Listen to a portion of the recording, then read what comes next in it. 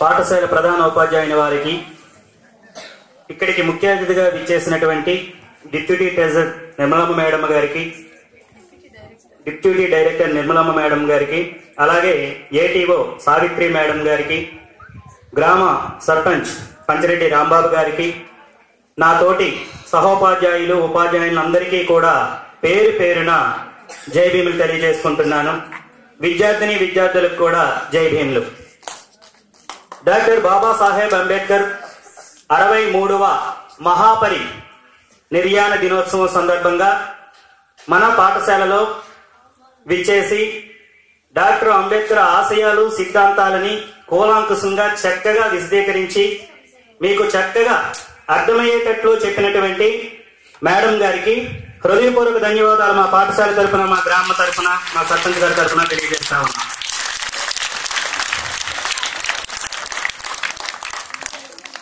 బాబాసాహెబ్ అంబేద్కర్ చెప్పినటువంటిది ఒకే ఒకటి, మీకు విద్యార్థులుగా మీకు ఎప్పుడూ నేను చెప్తా ఉంటాను. మీరు సంపాదించేటటువంటి ధనం ఈ రోజు ఉండొచ్చు, ఉండకపోవచ్చు, కానీ మీరు సంపాదించేటటువంటి క్యారెక్టర్, శీలం, ఆయన శీలవంతుడు.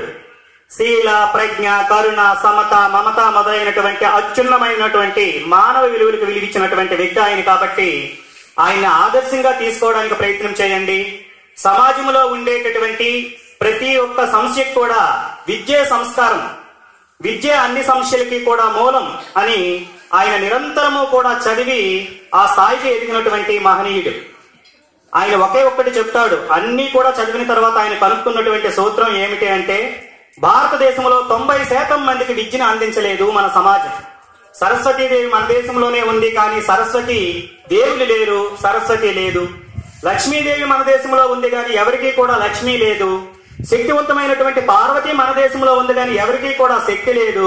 అసలు దీనికి అంతటికీ కూడా కారణం ఏమిటి అంటే, మన చేతికి అక్షరం అనేటటువంటి ఆయుధం మనకి రాలేదు 90% మంది ప్రజలకి.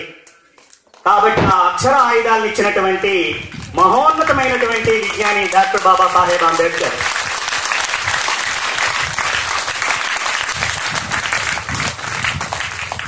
ఆయన చదువే ప్రతిదానికి పరిష్కారం అనుకుంటూ చదువు కోసమే ఆయన చెప్పడం జరిగిందనమాట.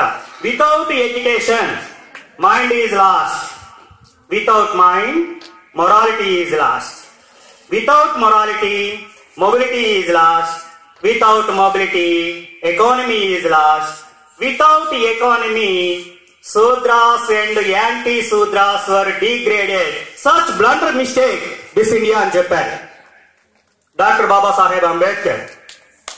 దీనికి అంతటికీ కూడా కారణం అవిద్య.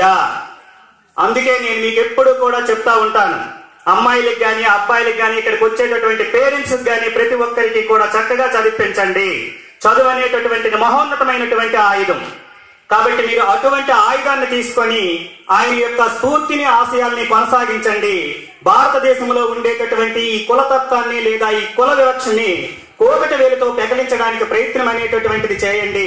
అందరము కూడా మంచి మనుషులమే, అందరము మానవులమే అంటే మన దేశము కంటే ఇంకే దేశము కూడా ప్రపంచంలో గొప్ప దేశం కాలేదు, కాజాలదు. కులం ఉన్నంత వరకు కూడా మన దేశం ఎట్టి పరిస్థితుల్లో కూడా అభివృద్ధి చెందదు, అభివృద్ధి చెందుతూనే ఉంటుంది. కాబట్టి మన మనసుల నుండి దాన్ని తొలగించండి. మహోన్నతమైనటువంటి ఆశయాలతో డాక్టర్ బాబాసాహెబ్ అంబేద్కర్ ఆశయాలను ముందుకు తీసుకువెళ్ళండి.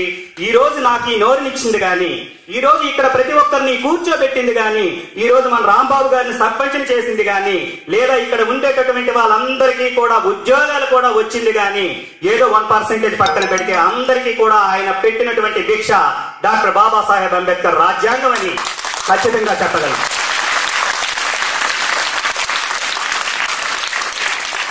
ఉదయించే సూర్యుడికి పరిచయం అక్కర్లేదు, కదిలే కాలానికి వ్యాఖ్యానం అక్కర్లేదు. కాలం ఉన్నంత వరకు, సూర్యుడు ఉన్నంత వరకు అంబేద్కర్ ఆశయాలు, అంబేద్కర్ సిద్ధాంతాలు ఉంటాయి.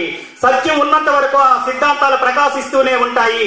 ఎక్కడైతే మనుషులు మూఢాచారాలతో ఉంటారో, ఎక్కడైతే మనుషులు మూఢనమ్మకాలతో ఉంటారో, ఎక్కడైతే మూఢ విశ్వాసాలు, అంధవిశ్వాసాలు ఉంటాయో అక్కడ మాత్రమే డాక్టర్ బాబాసాహెబ్ అంబేద్కర్ ఉండడు.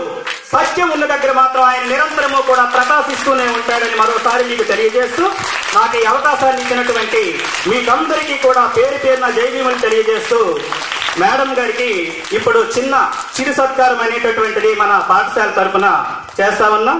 ఆ చిరు సత్కారం అయిన తర్వాత మేడం గారి చేతుల మీదుగా ఈ ముందు రోజులో కొంతమందికి పుస్తకాల పంపిణీ అనేటటువంటి జరుగుతుంది. మేడం గారి చేతుల మీదుగా ఆ తర్వాత మిగతా కార్యక్రమాలు మనం చూసుకుందాం. Thank you. మేడం గారు రండి, మీరు ఎవరైనా సరే మాట్లాడితే